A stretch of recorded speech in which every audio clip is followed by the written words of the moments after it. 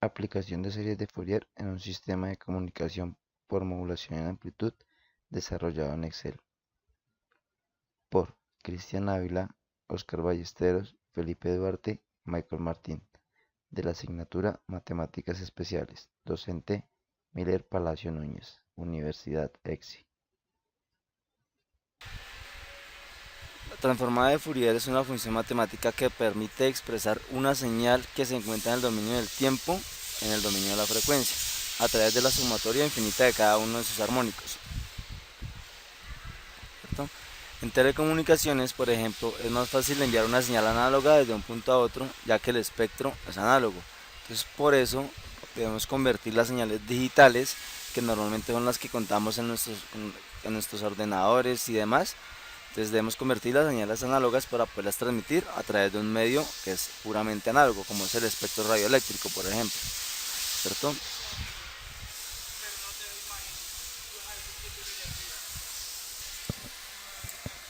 Listo, entonces tenemos una señal en el dominio del tiempo, esta verdecita, y aquí vemos la misma señal en el dominio de la frecuencia, la misma verdecita. Vemos que su primer armónico está aquí representado como sus primeras bandas laterales, y vemos que con respecto a la señal fundamental es menor su amplitud pero mayor su frecuencia.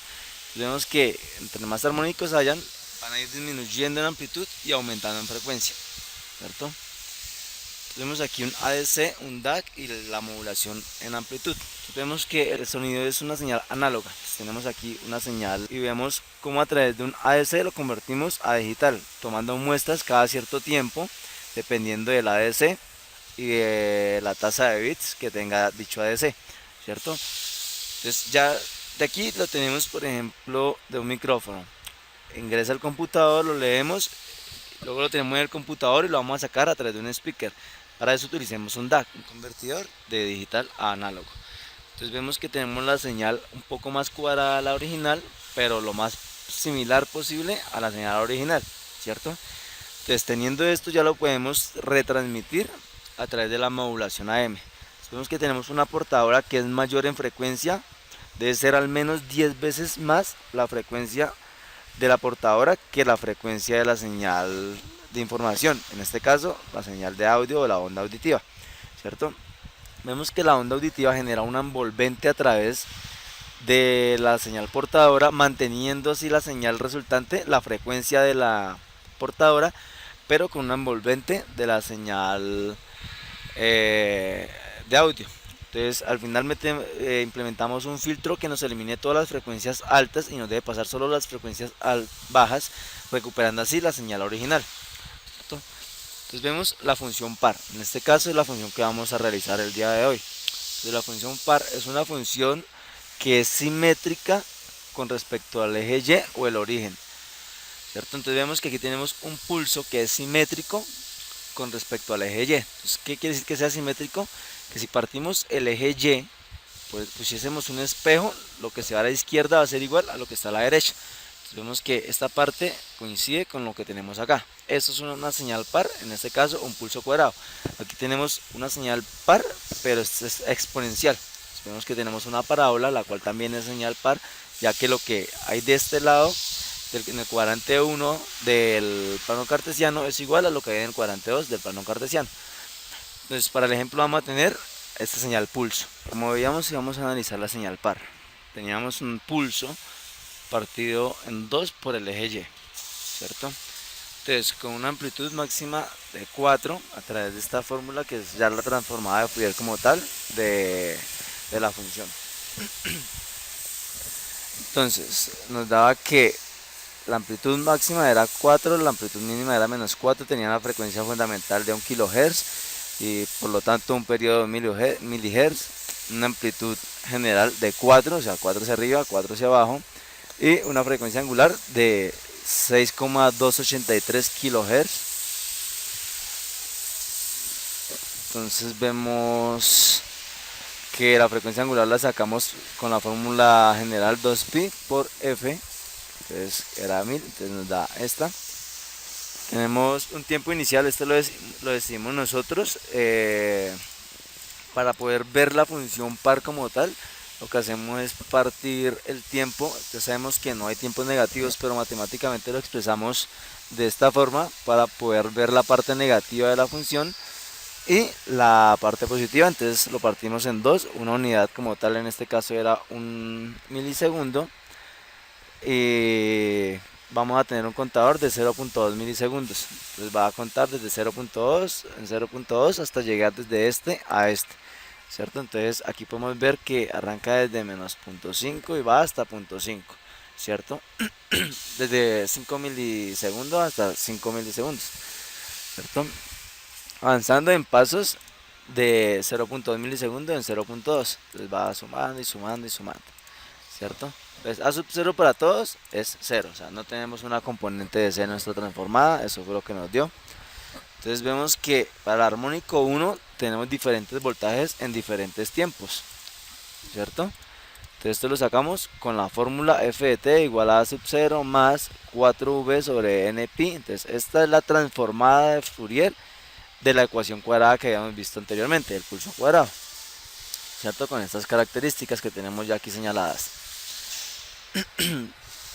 Entonces utilizando esta fórmula, esta misma que vemos acá, entonces tenemos F8 que sería este 5 B sub n, que sacamos el voltaje nominal del armónico 1, vemos que sube hasta 5, entonces este voltaje lo sacamos con la fórmula de voltaje sub n, ¿cierto? Entonces vamos a tener un voltaje sub n para cada armónico, entonces B sobre B de cada armónico.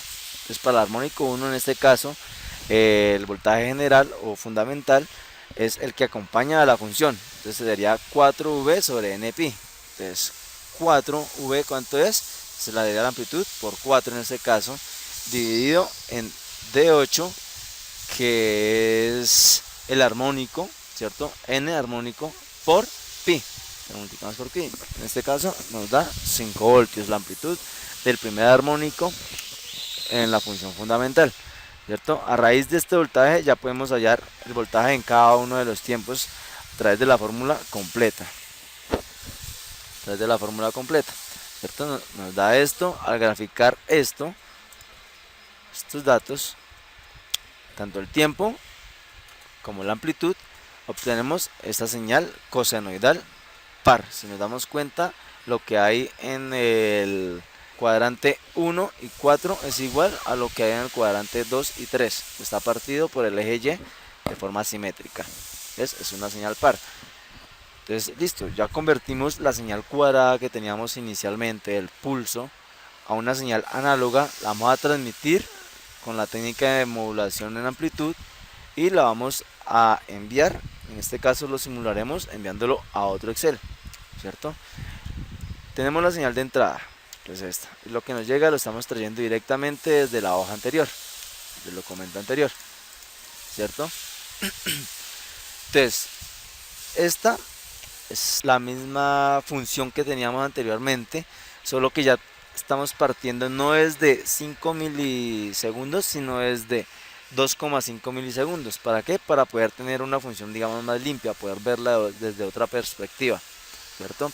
Si recordamos, anteriormente tenía un pedacito de función acá y esta función iba más o menos hasta este punto, hasta el 5 milisegundos, si nos damos cuenta. Entonces aquí el pedacito que le hace falta acá está añadido acá porque estamos partiendo desde punto 2,5 milisegundos hasta 7,5 milisegundos, ¿cierto? Listo, a través desde esta misma función, despejando la fórmula anterior, que era esta, podemos hallar este voltaje, que es la amplitud, ¿cierto? Este voltaje lo hallamos despejando la función, ¿cierto? Al despejar nos da 4, ¿partiendo de qué? De este mismo dato que tenemos acá, estos mismos datos de esta misma función. Entonces sabemos que este es exactamente igual, ya que nuestra componente en DC es 0, entonces nuestra amplitud es igual hacia lo positivo que hacia lo negativo. La frecuencia también la podemos sacar despejando, el periodo igual, la amplitud sería la misma que el voltaje máximo en este caso, la frecuencia angular. Entonces vemos que a raíz de la misma señal que nos entró en el demodulador, en el receptor de la transmisión AM, podemos sacar todos los datos que necesitamos para reconstruir nuestra señal, ¿cierto? Entonces, Para este caso, en este ejercicio, vemos que las funciones, los armónicos pares nos dan 0, ¿cierto? Entonces solo vamos a tener en cuenta los armónicos impares. Fuera de eso, si nos damos cuenta en la función tenemos más menos, lo que quiere decir que un armónico va positivo y otro armónico va negativo. Entonces el primer armónico, el armónico fundamental, va positivo, 3 negativo, 5 positivo, 7 negativo, 9 positivo, y así sucesivamente infinitamente. Porque vemos que para este ejemplo solo tenemos 10 armónicos, ¿verdad? Pero recordemos que la transformada de Fourier son la suma infinita de los senos y cosenos de una función para hacer la reconstrucción, una función periódica, tengamos muy en cuenta esto. Entonces, graficamos nuevamente los tiempos, graficamos nuevamente el armónico fundamental, que sería este mismo, lo obtenemos ¿de dónde? De la señal de entrada, el armónico 3.